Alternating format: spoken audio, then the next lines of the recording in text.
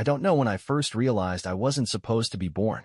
Maybe it was around age 8 when my mom started making jokes at dinner parties about broken condoms and generic birth control. Or when my dad would introduce me as our little tax write-off, followed by that tight chuckle he used when he was 3 beers in. But I knew. I always knew. My name's Theo. I'm 22 now. But this all started when I was 16, in a worn-down neighborhood outside Louisville, Kentucky. Our house had the look of something trying hard to pretend it was upscale. My mom was always hosting just a few friends from her office, doing everything short of gluing wine glasses to their hands to prove she was part of their world. I was the second kid. My older brother, Tyler, was the golden one, varsity baseball, honor roll, college recruiters practically licking their chops. Tyler was planned, wanted, bragged about. Me? I was a cautionary tale. My mom's favorite version of the story was, birth control's only 99% effective, he's the 1%. She said that, out loud, often, with a smile like she was auditioning for a sitcom. And people laughed. Even my dad. Even strangers. They laughed, and I stood there holding empty glasses like a hotel busboy while my family turned me into a punchline. The night everything broke? My mom's birthday. Not the actual birthday, that was just the 4 of us and a sad dinner where Dad ordered a steak he complained about the entire time. The real celebration happened 2 days later, a dinner party with her colleagues, most of them upper management types she'd been schmoozing for months. She went all out. Candles. Cloth napkins. A fake centerpiece that reeked of desperation and vanilla potpourri. Tyler was given the be impressive pep talk. I was given nothing. No warning. No plea to behave. Not even a glance. I might as well have been the furniture. At some point, someone brought up family planning. One of her friends joked about how expensive kids were. And my mom, for glasses deep into cheap white wine, turned to the table and said, well, birth control's not perfect. Theo's proof of that. He's our little 1%. Cue laughter. Even my dad let out a long, belly-deep guffaw. But the kicker? She looked right at me and added, we already had our perfect son. Theo's what we call the family mistake. More laughter. Jokes about leaving a mark. One woman said, ouch, like we were in a bad sitcom. Tyler didn't laugh. He stared at his plate like it might open and swallow him. I didn't cry. Didn't yell. Didn't even drop the glasses I was holding. I walked upstairs. Packed a backpack. T-shirts. Jeans. My toothbrush. $40 in birthday cash from my grandmother. A few granola bars. The emergency phone my brother had given me, the one not connected to their plan. He showed up at my door before I could zip it shut, handed me $120 in cash and whispered, they won't notice until tomorrow. And he was right. That was the last night I lived in that house. No note. No goodbyes. Just the sound of my sneakers on pavement and my mom's voice echoing in my head like a punch I didn't feel until later. I didn't have a plan. I had a bag, a few bills, and a heart that felt like it had been ground into dust and packed behind my ribs. I spent the first night on a bench behind a strip mall. It was late October. Not freezing, but cold enough to make you shiver when you sat still too long. I didn't sleep. I didn't cry. I just sat there, half hunched under a hoodie, wondering if they'd notice I was gone. They didn't. Not that night. Not the next day. Not even the next week. I kept checking the emergency phone Tyler had given me, just in case, maybe, there'd be a missed call. A text. Something. There wasn't. No, where are you? No, are you okay? The silence said it all. I stayed on the move. Shelters. Back porches.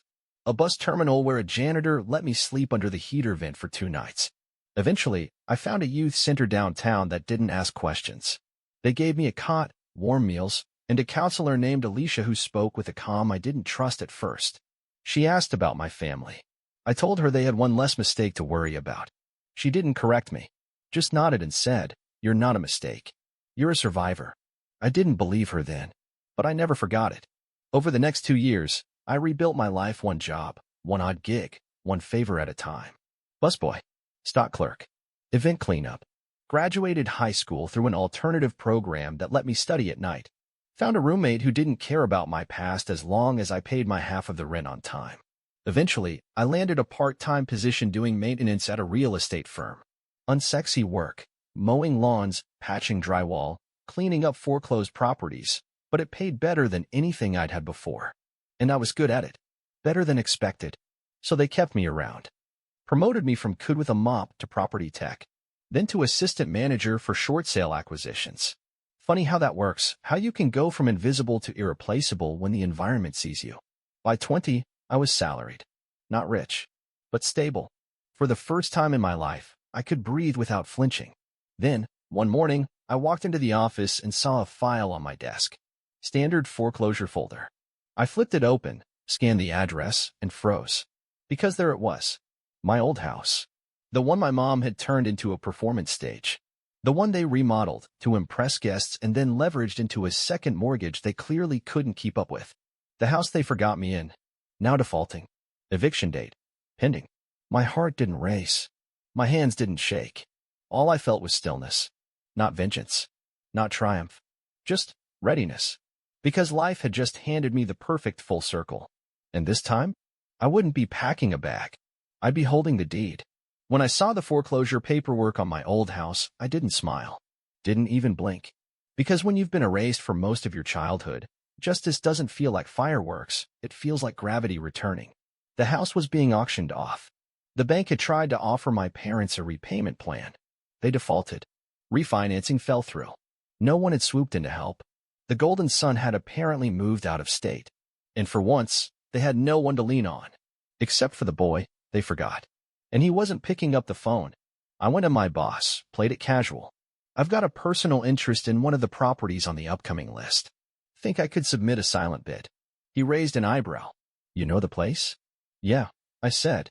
Used to live there. He laughed. Small world. Yeah, go for it. The bid wasn't even that high. They had over-leveraged the property so badly that most investors passed it up. Too much debt, too little return. But I knew that house. I knew its flaws. Hey guys, please don't forget to subscribe and leave a comment if you have any feedback. Let's go to the story. Its secrets. Its weaknesses. And I knew how to strip it down and rebuild it without blinking. My offer was accepted 3 weeks later. I was 21. Legally, fully, and silently, the owner of the home where I once wasn't even considered a real member of the family. I didn't move in. Not right away. I let the eviction process play out. Gave them the legally required notices. Let the paperwork and red-stamped letters arrive one by one like little ghosts of all the birthdays and holidays they forgot I existed. When the deadline came, they tried calling the bank. Then the firm. Then my boss. No one told them anything. Because the buyer had requested full anonymity. And the locks had already been changed. They moved out 2 days before the final eviction. Quietly. No trucks. Just 2 cars filled with as much as they could carry. No farewell. No closure. Just like when I left. I waited a week. Then I walked through the front door. And for the first time in my life, I entered that house as someone who belonged there. I ran my hand along the railing they never let me lean on as a kid. Looked at the den in the hallway where I once tripped and cracked my head open. And they laughed about it instead of taking me to urgent care. Everything was still. Like a theater after the play ends, when the actors leave and the lights are finally turned off. Only this time, I wasn't watching from the wings. I owned the stage. The first time I stood in my old bedroom again, I didn't recognize it. They'd repainted the walls, covered the nail holes, replaced the floorboards. Like erasing the kid who once slept there could undo the fact that he ever existed. But paint doesn't cover everything. The crack in the baseboard I'd made when I shoved a dresser against it, still there. The loose tile in the bathroom I used to hide my sketchbooks under is still chipped. It was like the house remembered me even when they didn't. I started the renovation slowly. Not to flip it. Not to make money. But to rebuild it the way it should have been. I gutted the kitchen first, tore out the gaudy, overpriced backsplash my mom insisted on when she was trying to impress her book club. Replaced it with clean, simple lines. Something warm. Something honest. I fixed the heating system that never worked right during winters they forgot I didn't have an extra blanket. Repainted the living room in the color I once asked for and was told, we're not making this place a child's daycare. Little things. Big meaning. Piece by piece, I reclaimed the space. And in the quiet, I healed. Then, one afternoon, I was outside hauling debris into the rental dumpster when a black SUV pulled up. The window rolled down. And there she was. My mother. I hadn't seen her in 5 years. Time had not softened her. Her eyes scanned the house like she was walking through a ghost town she used to own. She didn't recognize me at first. I'd grown. Filled out. Wore different hair, a beard, and had a new posture. But when I turned and looked her dead in the eye, she froze. Theo. I didn't answer. She stepped out of the car. Try to smile. You're the one who, this is your house. I leaned against the dumpster. Nodded once. Yeah, bought it last year. She blinked fast. Something in her face cracked. She looked smaller than I remembered. Why would you? Why didn't you say anything? We thought you just left. That sentence. We thought you just left. Not, we looked for you. Not, we were worried. Just, you left. Like I'd misplaced myself. I wiped my hands on my jeans. I did leave. You made sure of it. She didn't deny it. Didn't argue. Just stood there, swallowing the silence she used to fill with backhanded jokes. Then she whispered, I didn't know we'd hurt you that badly. I almost laughed. You didn't hurt me like it was a moment. You built a whole childhood around pretending I didn't matter. She didn't speak. I didn't invite her in. She turned, got back in the SUV, drove off. No goodbye, no apology, just like old times. Only this time, the house she drove away from didn't belong to her anymore. It was a week after my mom's drive-by visit that my father showed up. No warning, no message, just him, standing on the porch like someone waiting to be let into a house that still belonged to him. Except it didn't. I opened the door and leaned against the frame. He looked older, not in the way years do, but in the way consequences do. Like reality had caught up to the version of himself he thought he could outrun. You've made a statement, he said. No hello. No how are you? Just that. A statement.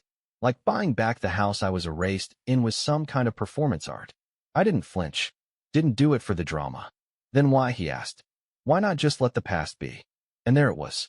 The line people like him always reach for when the weight of their choices shows up in someone else's success. Let the past be. Because he didn't want a scene. He wanted erasure.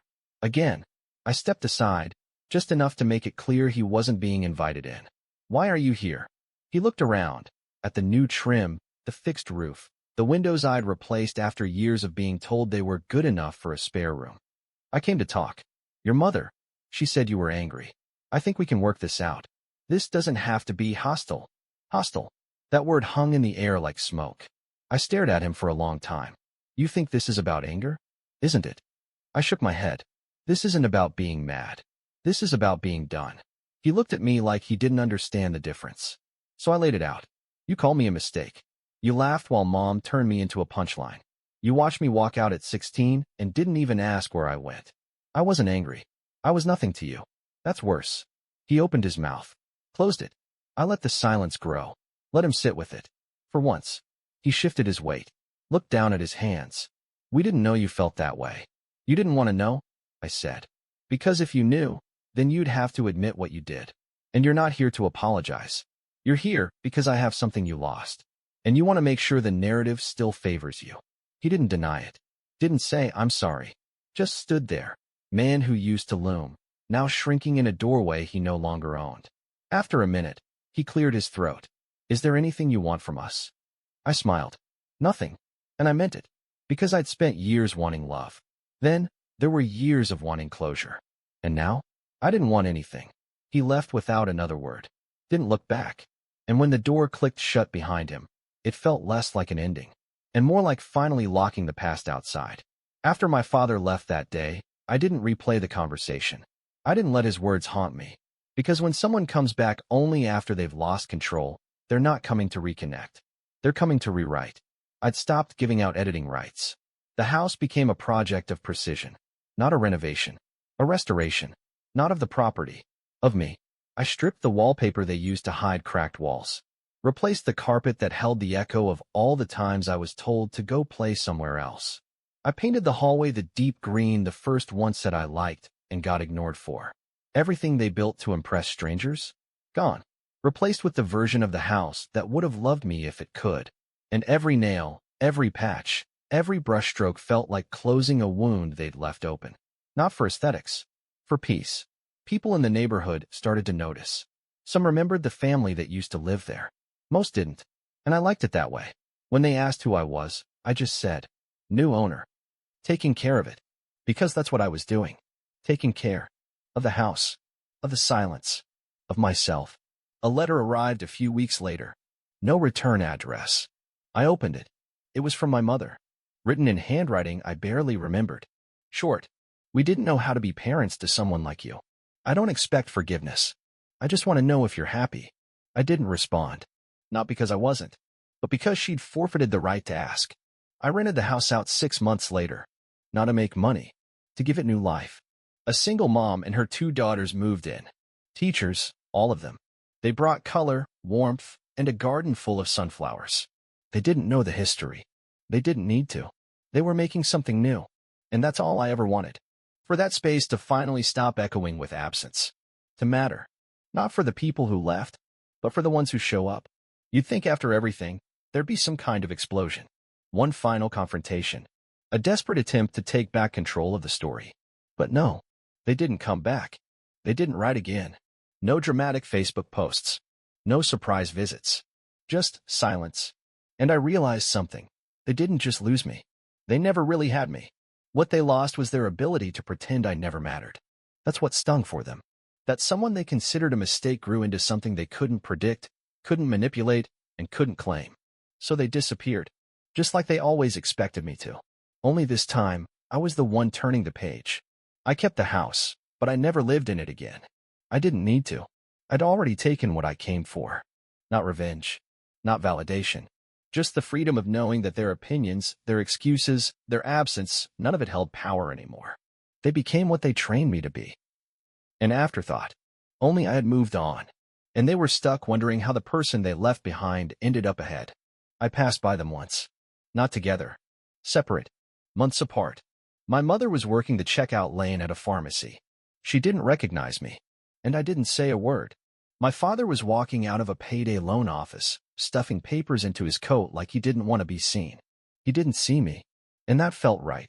Because I wasn't hiding anymore. But I didn't need to be seen by them to be real. I'd built a life that existed without their recognition. And that was the kind of peace they could never take credit for. I never changed my number. Never blocked them. Never needed to. They never tried to reach out again. And I stopped looking over my shoulder. Because that's the thing about closure. When you stop needing it, you realize you were holding the door shut the whole time. They were never going to come through it. Not to apologize. Not to explain. Not even to ask who I'd become. And honestly, I'm glad. Because I didn't want to spend the rest of my life translating my pain into language they'd still refuse to understand. I still own the house. It's in better shape than it ever was. Sometimes, I drive past it just to see the lights on, sunflowers swaying in the yard, sidewalk chalk drawings on the pavement. The laughter inside doesn't belong to ghosts. It belongs to people building something from scratch. I think that's what I wanted all along.